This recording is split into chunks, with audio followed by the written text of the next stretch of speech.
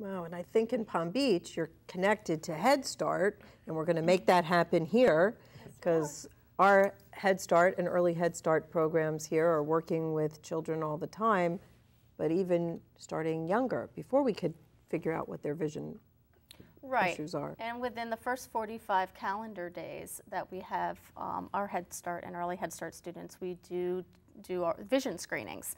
So we do have improved technology. We've improved the number of children we identify. Many of our children do have Medicaid, but a lot still don't have insurance. And we're always looking for more resources that we can refer to make sure that they do get the follow-up full eye exam. And many of those children do need glasses. And as you know, children, they break glasses. Oh, yes. You know, we've had many calls. I just got the glasses this morning. He came home from school, they're broken already. What do I do? And so we are always looking for more resources that we can refer our families to help them get either the glasses repaired or a new set of glasses due to their circumstances. And speaking of resources, so you start with some early intervention services in the home visiting, Yes. and we talked earlier, we're going to hear later about families where English is not their native language. Talk a little bit about what happens there.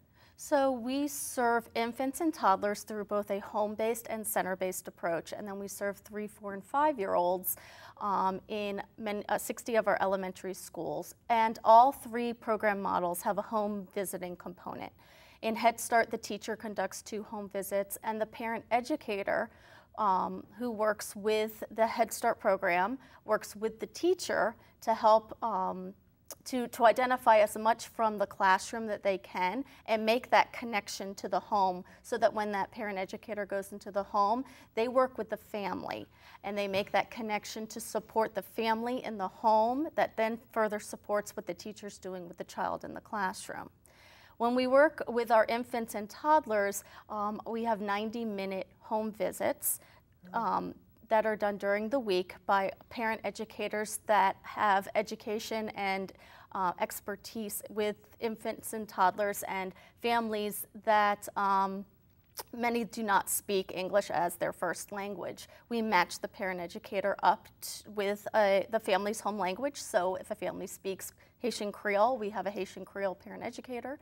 If a family speaks Spanish, we have a parent educator that speaks Spanish, so that when they go into the homes and they're working with the family, our focus is on social emotional development, but we know that by building a strong social emotional foundation, that supports reading further down the line and helps build those school readiness skills, so that they're able to speak to the parents in their home language, so that they can ensure that the family understands the expectations of what they should be doing with their child in the home that supports their child's early development and learning.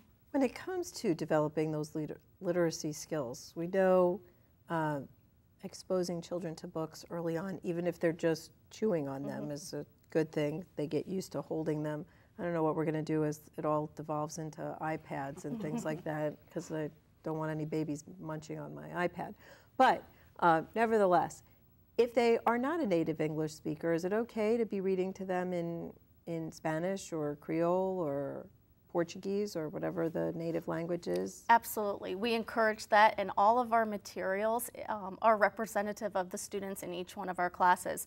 So even if we have children that speak Russian or another language, we try to bring in as many materials that match the home language as possible, both in the classroom, as well as help the families find similar resources that they can incorporate at home. I know not only in school settings, the Canine Assisted Reading program also exists in libraries and other locations. Do they ever work in other languages? We have a variety of volunteers that speak several different languages, and the volunteers have worked with children in different languages. They pick the books from the school library. So the opportunity lies with the child to pick the book that they would like to read for the day. So if they chose a book in another language, we could certainly accommodate that. Interesting. So Lori, tie this all together. What does this all mean when it comes to our grade level reading campaign? How does this all fit together? So as you said, what we heard was some out-of-the-box techniques to truly support literacy. And I think that's what we're all about with our campaign. It's bringing Broward together to say, you're making an impact here, you're making an impact, you're making an impact. How could we collectively come together to determine what our true impact is on Broward County? We're doing that through getting all these different stakeholders together, and we're focusing on 4 major areas: school readiness, chronic absenteeism, how to prevent chronic absenteeism, how to prevent the summer learning gap, meaning that children have access to books, to resources, to activities, and that families do throughout the summer, and then also family engagement. So really taking a closer look at how to get families actively involved. I'm so glad you brought up reading aloud, because we know reading aloud is the one thing parents can do at their home that can make the biggest impact on not just school readiness, but towards those goals towards 3rd grade proficiency. Reading aloud to your child every single day helps to build background knowledge, helps them to make connection, build vocabulary, and really just helps to bring that bond, no matter what language you are reading in. Beautiful. And there are some resources available regularly for both people who want to participate in the campaign and for parents out there who just want to know, what should I be reading to my child? Can you talk about that? Yes. Anybody who's interested in joining the campaign, we recommend that you go to Children's Services Council website. You'll see the list of all of the scheduled meetings. We meet regularly, and again, it's open to anybody from the community, people who have either out-of-the-box literacy techniques. You might have a program or an initiative that's impacting 10 children or 100 children.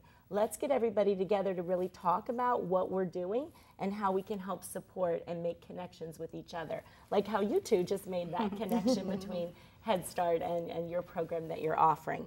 So I recommend that you go onto that Children's Services Council website, see about the meetings, and then really as a community member, what you can do is just advocate for early childhood, speak to the community, speak to your friends, speak to your family about reading aloud, about talking to your children, about playing a part in their education.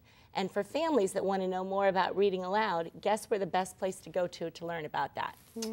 The library? Yes! How did you know? The Broward County Libraries play a huge role in our campaign for grade level reading, and they have all different kinds of programs, initiatives that are happening throughout the school year. All you have to do is to walk into any local branch.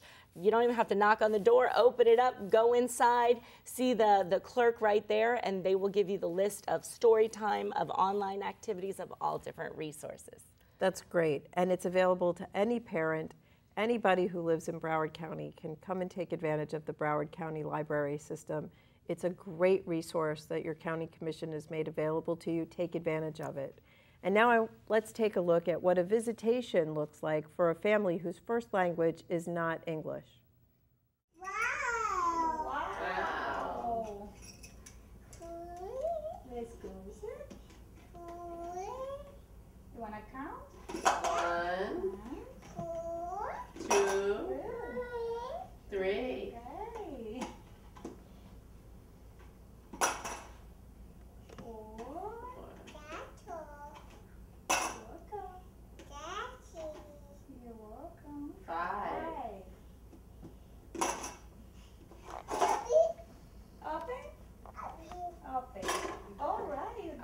She's saying abre. Abre. Cierra. Cierra. Abre. What is there? What do you see? Mira, mira. Tiene una cesta.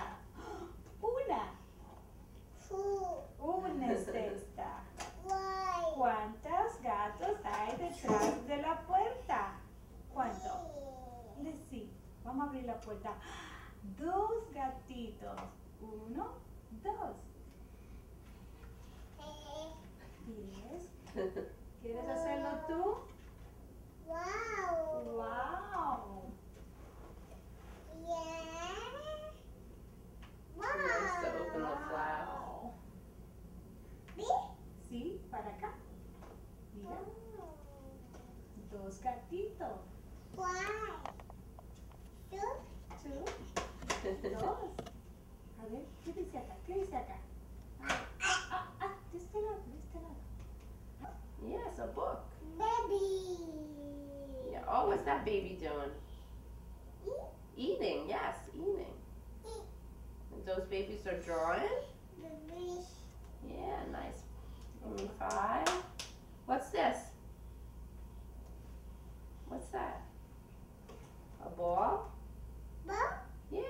ball right there?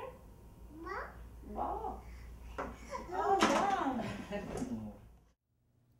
It's always wonderful to see these programs at work and to see what a difference that they can make in the lives of our children and families. As we've seen, the challenge of ensuring that all our children can read at grade level by 3rd grade is a huge one. It requires different approaches, out-of-the-box thinking, and the commitment of all of us in the broader community. I want to thank Courtney Trzcinski, Adam Cherry, Nicole Mancini, and Lori Canning for their continuing efforts to ensure that the children of Broward County can succeed in school and in life.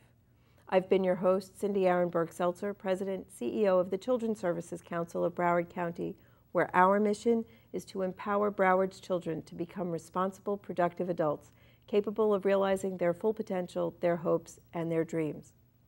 For copies of this program or any other episode of Future First, please call the Children's Services Council at 954-377-1000 or visit www.cscbroward.org. Like us on Facebook, and remember to join us next time on Future First, focus on Broward's children.